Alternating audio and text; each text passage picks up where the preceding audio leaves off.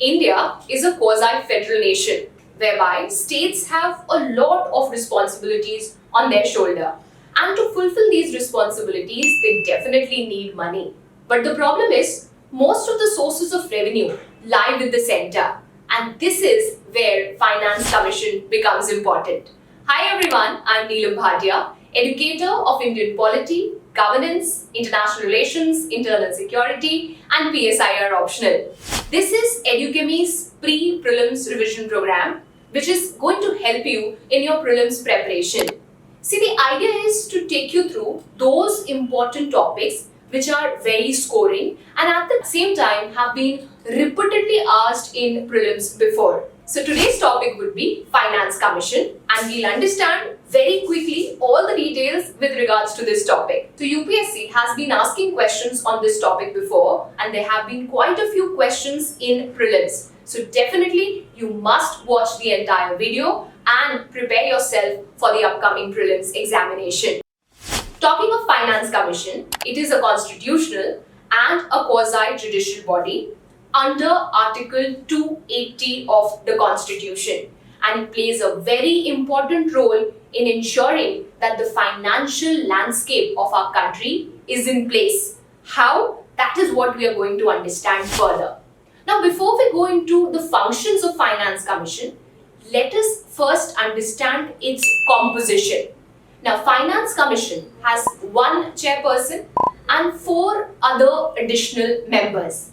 Now here, please remember that the Constitution gave Parliament the responsibility to decide what would be the qualifications of these people who would be working in Finance Commission. And therefore, Parliament came up with these qualifications which you must know for your exam purpose. Now, to be the chairperson, you should be somebody who is an expert in public affairs. And for the 4 additional members, the qualifications are: 1. You should either be the judge of the High Court, or you should be somebody who is qualified to be the judge of the High Court. Second is someone who has specialized knowledge in finance and accounts.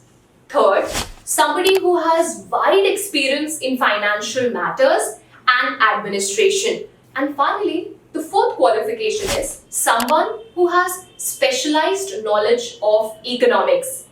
Now, the question that might arise is, what would be their tenure? So remember, it is mandatory for the President to appoint Finance Commission every 5 years. So the tenure of these members is that of 5 years. In case the President thinks so, he or she can also appoint Finance Commission before the expiry of 5 years. Now, a question that might come up is, are these members eligible for reappointment? Yes. So, reappointment is absolutely possible. Also remember, these people serve as part-time members or they volunteer as directed by the President. So, this basically means they are also working in some other positions. So, let's say some of them are faculty in a certain university and at the same time they work for Finance Commission.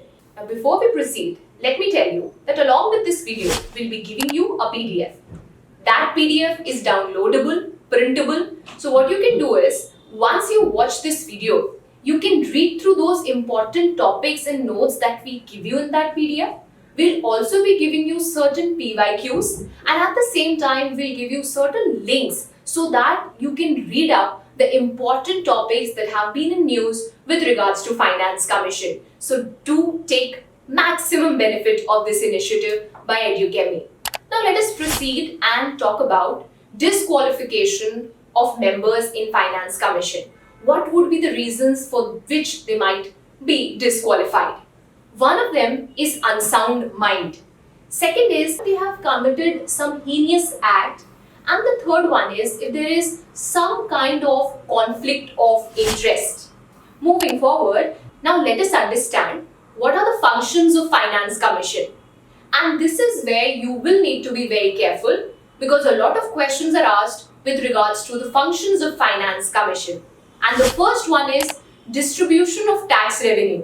As I already mentioned, a lot of sources of revenue rest with the center. So what Finance Commission does is, it recommends the principle the amount, the percentage that should be given to the states. So let's say 100 rupees is collected. The Finance Commission recommends that 42% of this 100 should be shared with the state. So in this way, the tax revenue and how it has to be shared between the center and the state, and mind the word, is recommended by the Finance Commission.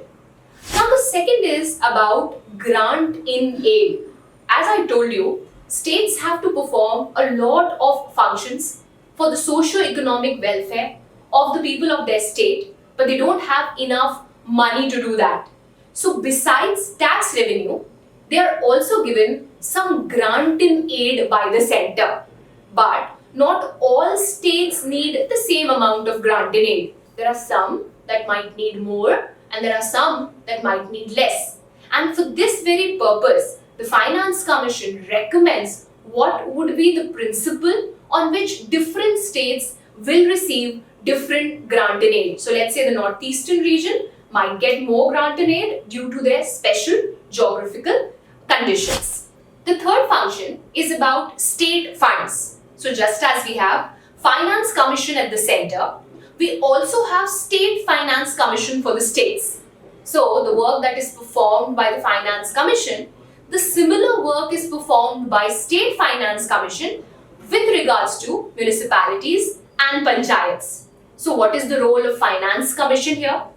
Now remember, the funds that are allocated to panchayats and municipalities is done from the consolidated fund of the state. So what Finance Commission does is, it suggests the states as to how they can increase the inflow into their consolidated fund. So it gives them recommendations as to how they can increase the money flow in their consolidated fund. This is an important function and many students tend to miss this particular point. Finally, if there is any other financial matter that the President wants the Finance Commission to take up and needs advice on, then Finance Commission has to provide advice on those financial matters as well. Finally, let us talk about the implementation of these recommendations by Finance Commission. Please remember, all the recommendations that are given by Finance Commission are only advisory in nature. So this means the government may or may not accept these recommendations. But in case it chooses to do so, this is how it is done. So the Finance Commission submits the report to the President and the President then lays it down in the Parliament. There are two orders through which the recommendations are implemented. One is the presidential order. So the recommendations with regards to tax revenue or with regards to grant in aid are implemented through this presidential order. And all other recommendations, for example, how would the proceed of petroleum revenue be shared, that is done through executive order. But please remember, all these recommendations are merely advisory in nature and the government is absolutely not bound by it in any which way. So these are some important areas that you must focus on while studying Finance Commission and which is very important for your exam preparation. Now before we end, I must remind you, Edukemy runs a very intensive prelims preparation program which is called Prelims Support Program. Do watch out this space to make your prelims preparation rock strong. Take care.